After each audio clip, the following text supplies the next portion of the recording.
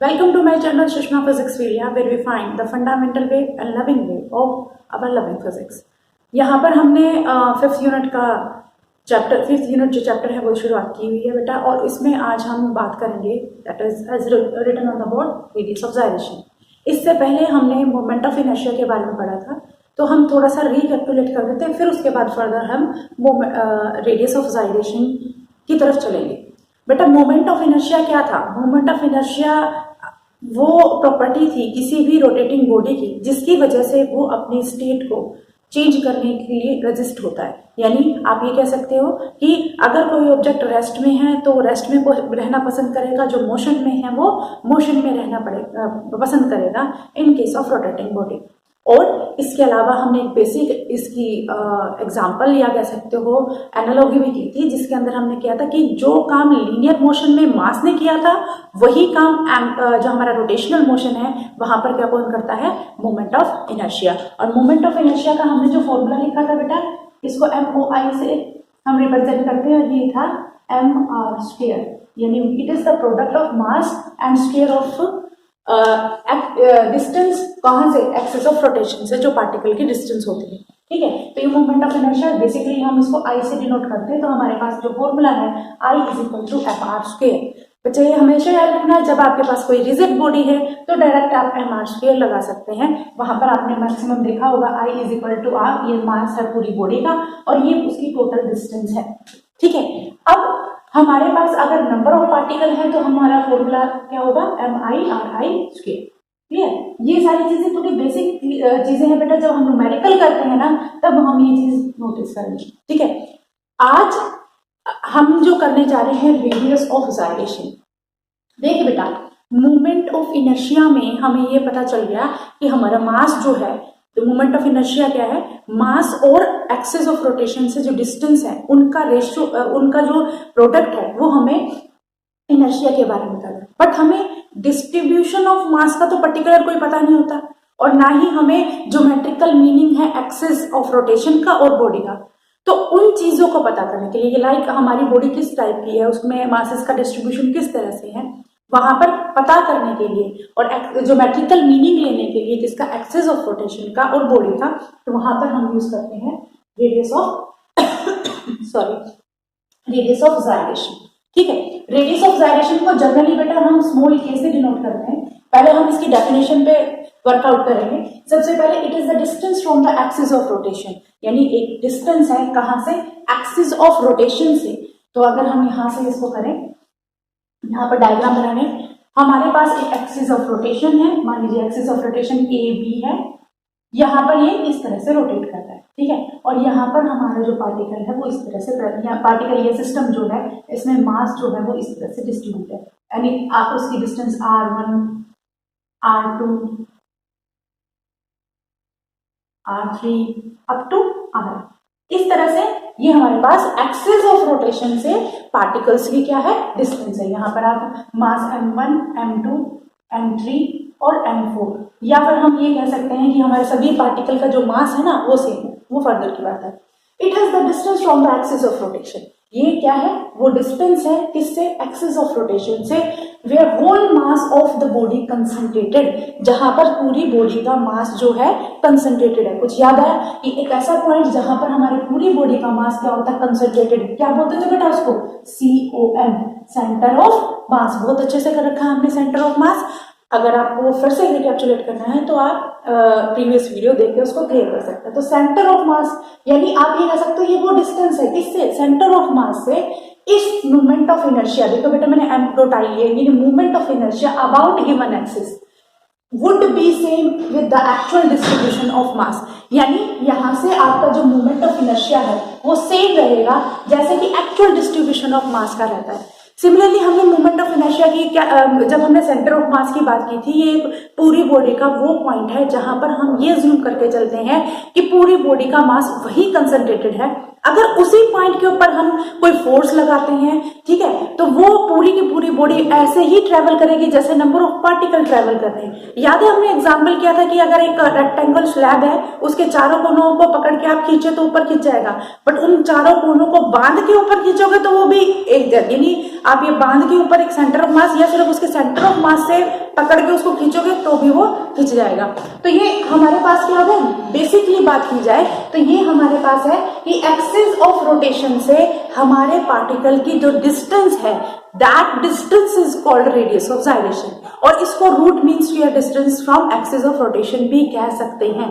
कैसे कह सकते हैं वो हम इसके एक्सप्रेशन से करेंगे। एक चीज और बेटा, हम रेडियस ऑफ जाइरेशन को क्यों पढ़ रहे हैं, देखिए रेडियस ऑफ जाइरेशन हमारे क्या काम आती है, जैसे मैंने अभी थोड़ी देर पहले आपको बताया, रेडियस ऑफ जाइरेशन बेटा सबसे पहले ये हमें ज्योमेट्रिकल मीनिंग देती है, ज्योमेट्रिकल रिप्रेजेंटेशन, ये ज्योमेट्रिकल मीनिंग कह सकते हो, ज्योमेट्रिकल वे रिप्रेजेंटेशन का, किसका, एक तो देती है बॉडी, हमारी बॉडी किस टाइप की है, और दूसरा हमें ये देती है हमारे एक्सिस ऑफ रोटेशन का, यानी हमारी एक्सिस ऑफ रोटेशन को किस तरह से आप ज्योमेट्रिकल मीनिंग दे सकते हैं, ज्योमेट्रिकल रिप्रेजेंटेशन, मीनिंग की जगह आप रिप्रेजेंटेशन कह सकते हो। इन दोनों का काम क्या करेगा, वो हमारा के, that is radius of gyration. Clear? तो रेडियस ऑफ जाइरेशन एक पर्टिकुलर आप कह सकते हो डिस्टेंस है, किससे, सेंटर ऑफ मास से। अब इसमें हम कंसीडर करके चलते हैं कि हमारे पास बॉडी है और सबका मास जो है, वो पार्टिकल का जो मास है that is m2 m3 up to mn, हमने उसको m के बराबर मान लिया, ठीक है। अब जैसे अगर मैं मोमेंट ऑफ इनर्शिया की बात करूं, अगर ये मास m है तो ये मोमेंट ऑफ इनर्शिया किसके बराबर होगा, यानी टोटल मोमेंट ऑफ इनर्शिया होगा बेटा m r1 स्क्वायर m2 नहीं m r2 square up to mn rn square, ठीक है। अब इसमें बच्चे m कॉमन है क्योंकि मास सबका सेम है, तो m कॉमन ले लिया तो हमारे पास आया r1 स्क्वायर प्लस में r2 square up to rn square, ठीक है, कोई दिक्कत नहीं है। हमने मोमेंट ऑफ इनर्शिया हर एक पार्टिकल का, जैसे हम हर बॉडी का निकालते हैं। इसके बाद देखिए बेटा, अगर मैं इसको इसका एवरेज ले लूं, n नंबर ऑफ पार्टिकल से मल्टीप्लाई कर दूं, n नंबर ऑफ पार्टिकल से ही इसको डिवाइड कर दूं, कोई फर्क नहीं पड़ना। बट बेटा अगर ये ध्यान से देखो, हमारे पास n नंबर ऑफ पार्टिकल है और हर एक का मास m है, n नंबर ऑफ पार्टिकल है और हर एक का मास क्या है, m है, तो क्या कह सकते हो, ये पूरी बॉडी का मास नहीं रिप्रेजेंट करेगा। यानी अगर आपके पास एक बॉडी है जिसमें n नंबर ऑफ पार्टिकल है, हर एक पार्टिकल का मास m है, तो मैं जब उनको मल्टीप्लाई करूंगी तो पूरी बॉडी का ही तो मास आएगा। तो यहाँ पर हम इसको क्या लिख सकते हैं, कैपिटल M। बेटा यहाँ पर ये जो है, इस क्वांटिटी को हम रिप्रेजेंट कर सकते हैं बेटा एक factor that is k square. अब इसको स्मॉल के या कैपिटल के किसी से भी रिप्रेजेंट कर सकते हैं, तो यहाँ कैपिटल के कर लेते हैं ताकि इसको डिस्प्ले करना हो, तो ये के स्क्वायर, यानी यहाँ पर ये जो है आई की वैल्यू, मोमेंट ऑफ इनर्शिया क्या होगी, पूरी बॉडी, देखिए हमने शुरुआत किसी थी, पार्टिकल से शुरू की थी, बट ये हमारी पूरी बॉडी आ गई ना, पूरी बॉडी का मास हो गया के स्क्वायर। यहाँ हमने के स्क्वायर क्या माना है, के स्क्वायर हमने माना है that is equal to r1 का स्क्वायर r2 स्क्वायर, यानी एवरेज अगर बात करें up to rn square divided by n। और अगर आप बात करें इसको स्क्वायर को यहाँ करेंगे तो ये हमारे पास है, यानी ये है वैल्यू किसकी, रेडियस ऑफ जाइरेशन की। क्या है बच्चे, सभी ये एक्सिस r1 r2 r3 क्या है, ये सारी तो एक्सिस ऑफ रोटेशन से डिस्टेंस ही तो है, उनका एवरेज ले रखा है, ठीक है। तो ये हमने शुरुआत की थी, इट इज द डिस्टेंस ही तो आ रही है, it is distance from the axis of rotation, axis of rotation से डिस्टेंस है r1 r2, यही तो है। अब इसके बाद देखो बेटा, यहाँ पर हमारे पास रूट है, यहाँ पर हमारे पास उनका मीन है और उनका स्क्वायर है, तो आप रेडियस ऑफ जाइरेशन को बच्चे ये भी ले सकते हो, it is the root mean square distance of, root mean square distance from axis of rotation, from axis of rotation. एक इसकी डेफिनेशन ये भी हो सकती है, एक्सिस ऑफ रोटेशन से इसकी डिस्टेंस है। अब कईयों के दिमाग में है कि हमारे पास पहले से इतने एक्सप्रेशन थे, एक एक्सप्रेशन करने की क्यों जरूरत पड़ी। जैसे मैंने आपको शुरुआत में बताया था बेटा, अगर आपके पास पार्टिकल्स हैं तो moment of inertia m1 r1 square plus m2 r2 square, वो वाला फॉर्मूला यानी समेशन वाला लगा सकते हैं। बट आपके पास पूरी एक बॉडी है, वहां पर हमें सेंटर ऑफ मास यानी पूरी बॉडी का मास दे रखा है, तब हम ये वाला फॉर्मूला यूज कर सकते हैं, यानी हम रूट मीन स्क्वायर सभी एक्सिस का निकाल सकते हैं। तो ये इस तरह से हमारे पास क्या है, एक पर्टिकुलर डिस्टेंस आ गई जो सभी रेडियस ऑफ एक्सिस को क्या करती है, असेंबल करके रखती है, तो वही हमारे पास क्या है, रेडियस ऑफ जाइरेशन। समझ में आ गया बेटा, क्योंकि हमारे पास रेडियस ऑफ जाइरेशन क्या है, ज्योमेट्रिकल मीनिंग देती है किसके, बॉडी की और एक्सिस ऑफ रोटेशन की, और ये कह सकते हैं ये रूट मीन स्क्वायर डिस्टेंस है from the axis of rotation of the all the particle present in the rigid body.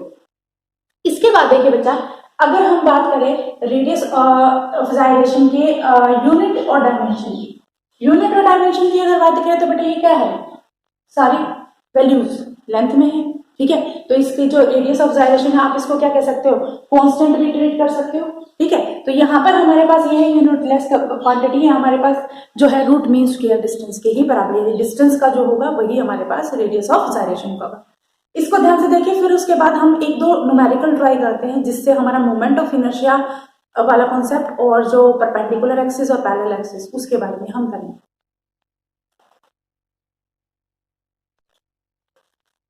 Next जो टॉपिक है बेटा हमारे पास है theorem of parallel axis and theorem of perpendicular axis. हम सारा थ्योरी का part पहले कंप्लीट करते हैं, फिर उसके बाद न्यूमेरिकल करेंगे। अब इसके देखिए बेटा, हमने मोमेंट ऑफ इनर्शिया पढ़ा।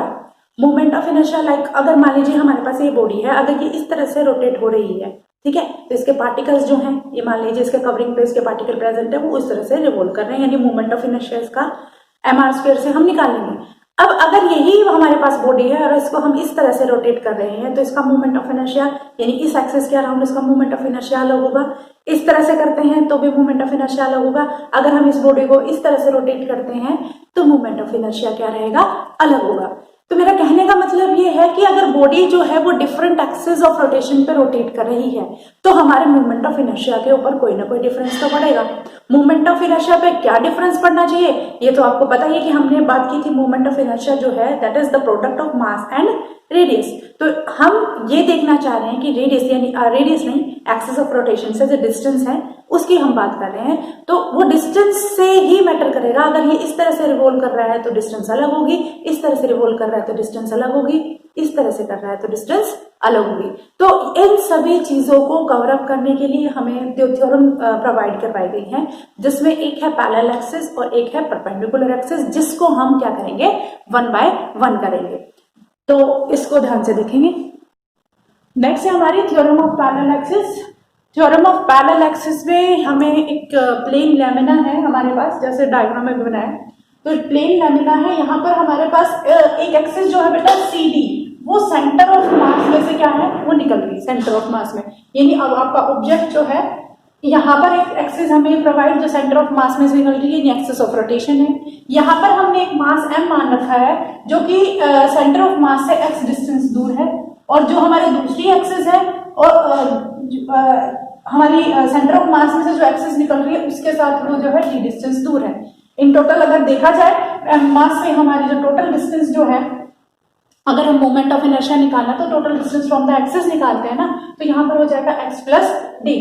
तो थ्योरम ऑफ पैरेलल एक्सिस क्या कहता है, according to this theorem the moment of inertia about this axis, यानी हमारे पास जो एक्सिस है is moment of inertia about this axis is the sum of, sum किसका, the moment of inertia about the centre the axis which is passing through the centre plus the product of, यानी अगर मैं बात करूं I is PQ, यानी moment of inertia about this axis जिसमें हमें निकालना है, that is equal to moment of inertia which is passing to the centre of mass, moment of inertia of the axis that is passing through the centre of mass plus product of mass, product of के mass होना चाहिए plus में distance, कितनी distance है इन दोनों के बीच में, that is d square, centre यानी सेंटर ऑफ मास से इसकी जो डिस्टेंस है d स्क्वायर। तो ये हमारे पास पैरेलल एक्सिस, यानी जब भी आपके पास ऐसी सिचुएशन आए जहां पर आपको पैरेलल दोनों एक्सिस आपस में पैरेलल है, तो हम जो थ्योरम है वो पैरेलल एक्सिस वाली यूज करेंगे।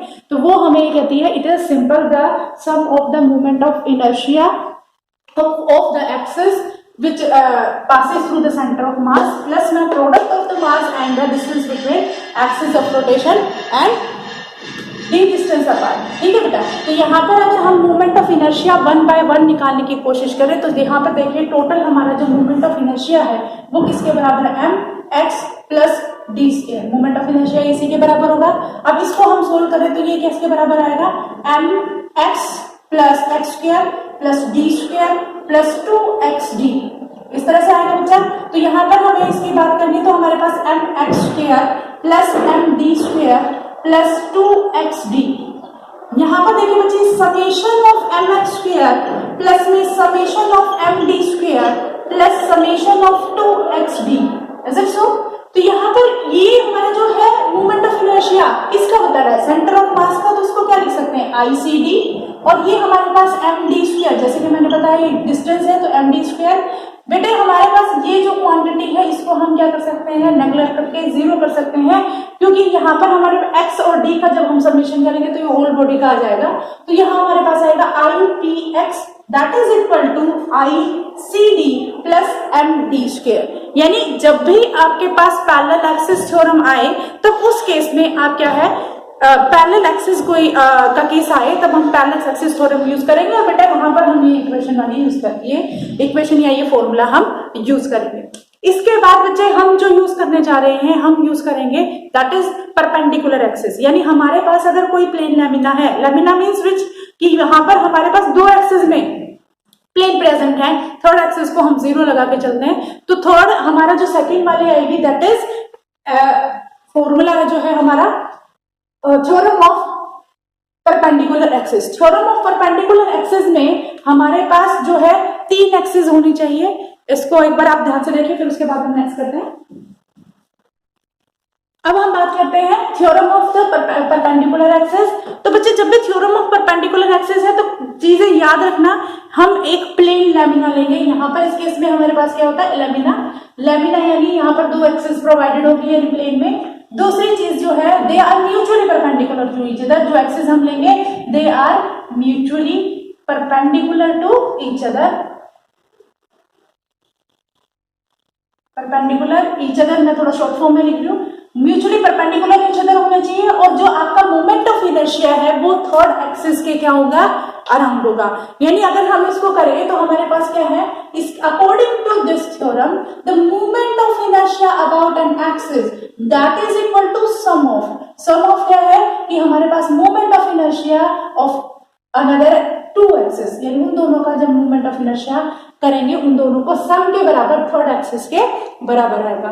जैसे अब हम ये देखिए, हमारे पास एक लैमिना है, अब इस लैमिना में हमारे पास 3 एक्सिस होगी, ये एक्स एक्सिस है, ये वाई एक्सिस है और जेड एक्सिस है। तो जेड एक्सिस के अलावा हमारा लैमिना क्या कर रहा है, वो मूव कर रहा है, ये कोई भी पर्टिकुलर स्ट्रक्चर है। तो हम एक आर डिस्टेंस ले रहे हैं जो कि यहां से और यहां से उसकी पर्टिकुलर डिस्टेंस, यहां से उसकी वैल्यू x है और यहां से उसकी वैल्यू क्या है, y है।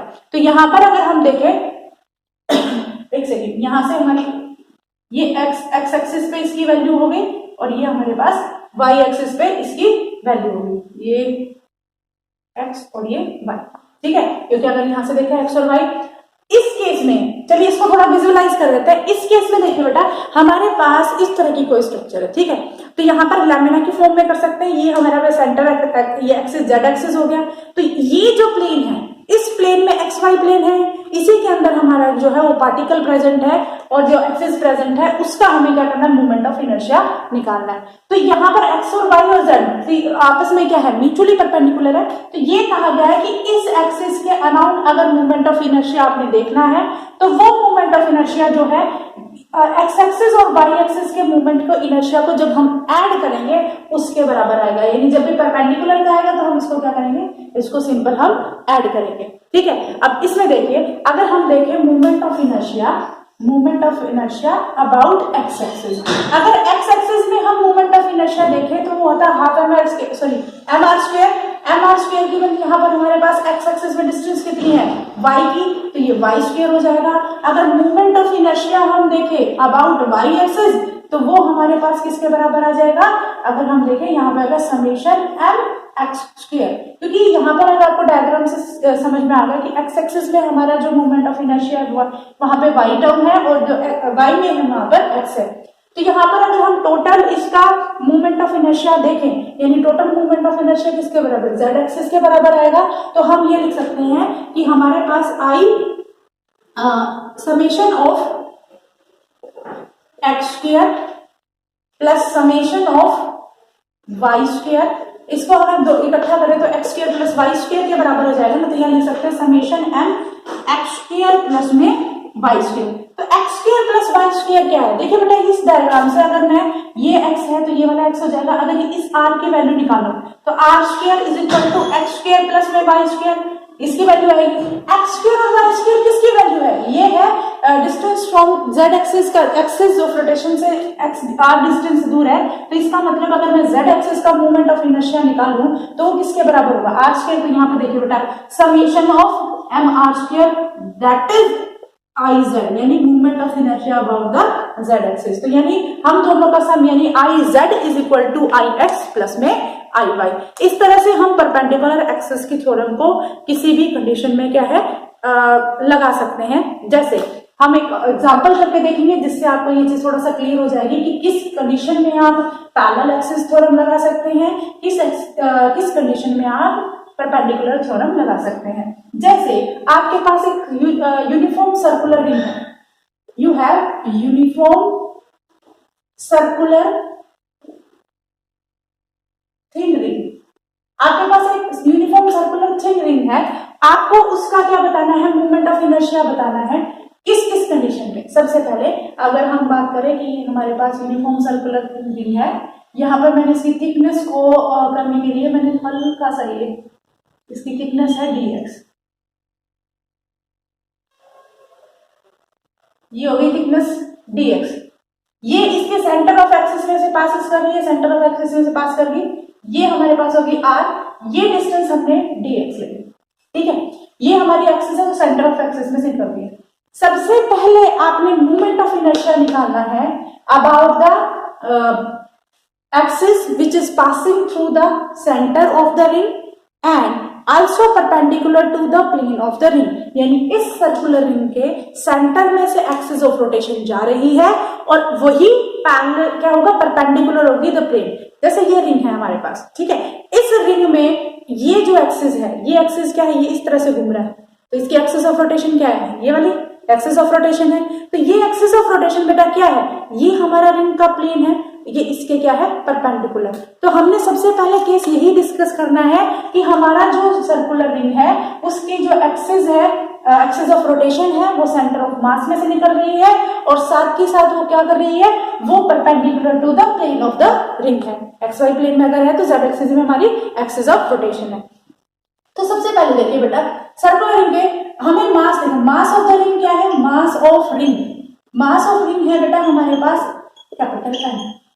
Total length, length of ring, length of ring कितनी हो सकती है बेटा?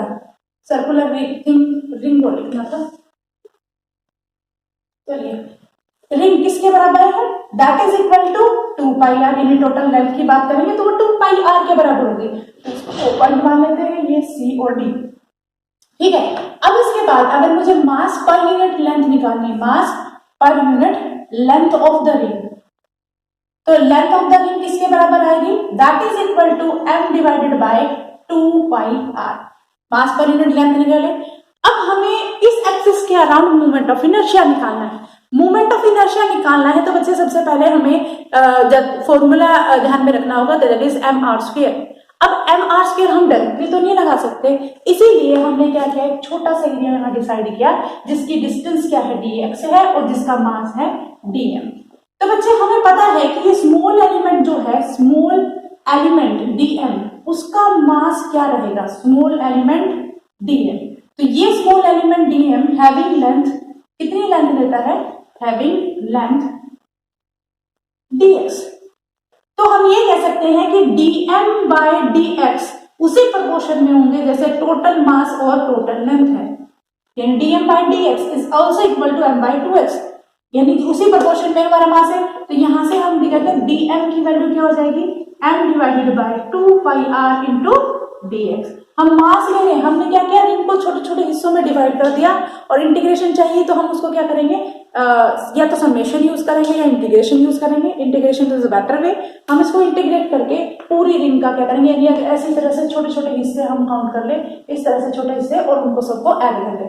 अब बच्चे हमारे पास मूवमेंट ऑफ इनर्शिया अगर हमें निकालना है तो वो होता है मास इंटू डिस्टेंस। डिस्टेंस कितनी है? रेडियस का स्क्वायर। तो यहाँ पर dm की वैल्यू है हमारे पास m divided by 2 pi r into r square into dx।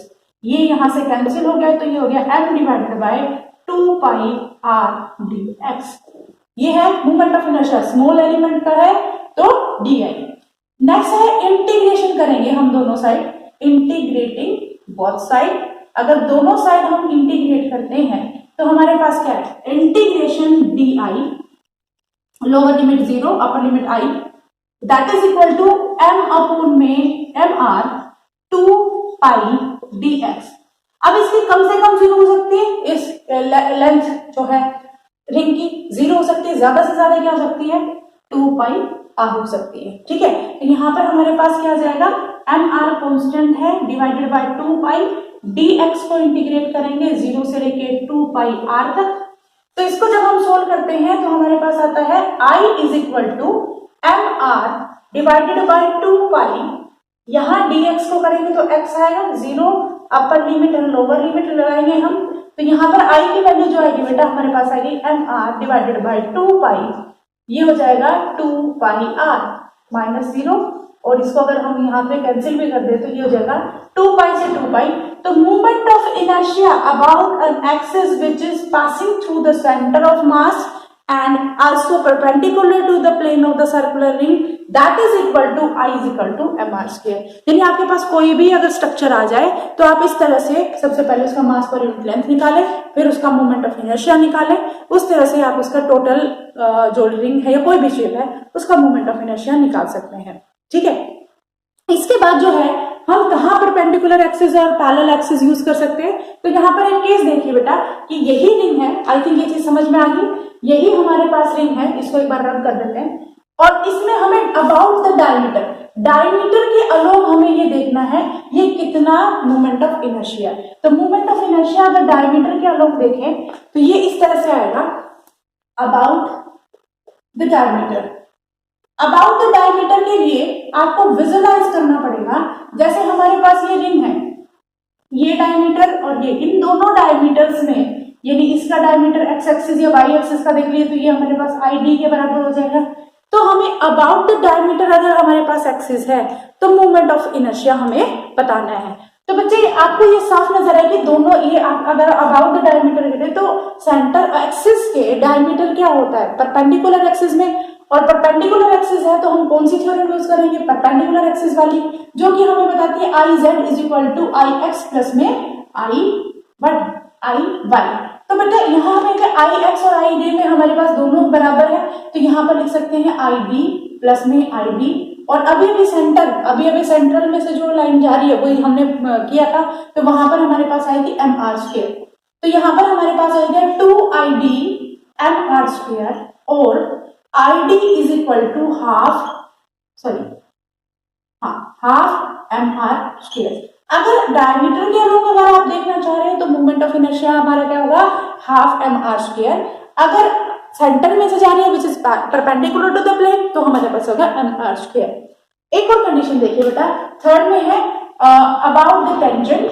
अगर आपके पास टेंजेंट है, about the tangent which is parallel to the plane, यानी हमारे पास एक टेंजेंट है which is parallel to the plane,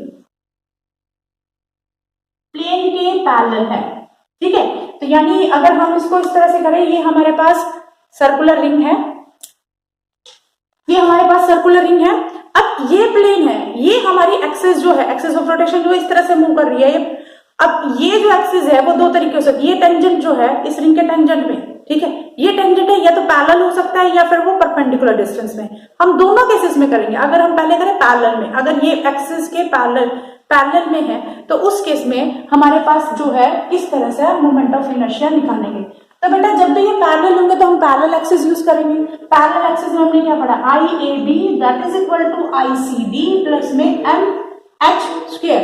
अब देखिए बेटा यहां से अगर मैं ये टेंजेंट ड्रॉ करूं तो ये टेंजेंट ड्रॉ करने के बाद ये डिस्टेंस कितने पे, आर डिस्टेंस पे ना, तो ये हो जाएगा एम आर स्क्वायर, और सेंट्रल एक्सिस से डायमीटर का हमने निकाला that is equal to 1/2 m are square. तो ये हमारे पास आई ए बी यानी वो एक्सिस जो है जो टेंजेंट पे, इसको ए बी मान ले, तो ये हमारे पास आएगा 3/2 एम आर स्क्वायर, यानी जो tangent parallel to the plane है वहां पर हमारा आई बी की वैल्यू क्या आएगी 3/2 एम आर स्क्वायर। सिमिलरली अगर वो प्लेन परपेंडिकुलर है, अगर प्लेन परपेंडिकुलर है, plane perpendicular to the axis perpendicular to the plane, अगर वो परपेंडिकुलर टू द प्लेन है तो उस कंडीशन में हम कैसे लगा सकते हैं, उसमें हम परपेंडिकुलर एक्सिस की थ्योरम लगाएंगे, I Z is equal to I x plus में आई वाई। तो यहाँ पर हमारे एक्सिस में है एम आर स्क्वायर, वाई में क्या है एम आर स्क्वायर। अब इसके बाद ये हमारे पास क्या होगी जेड आई जेड, यानी वो एक्सिस जो होगी वो हो जाएगी 2mr स्क्वायर। तो देखिए हमने डिफरेंट केसेस में परपेंडिकुलर एक्सिस पैरेलल एक्सिस दोनों चीज यूज करके रिंग के डिफरेंट केसेस में मोमेंट ऑफ इनर्शिया पता करने की कोशिश की है। तो आज हमने जो टॉपिक किया बेटा radius of gyration, parallel axis theorem, perpendicular axis theorem, ये सारी चीजें की हैं। और नेक्स्ट जो है हम जो है थर्मोडायनेमिक्स शुरू करेंगे। तो जितना भी आपका ये पोर्शन है वो करने की कोशिश किया। तो आज के लिए इतना है, थैंक यू।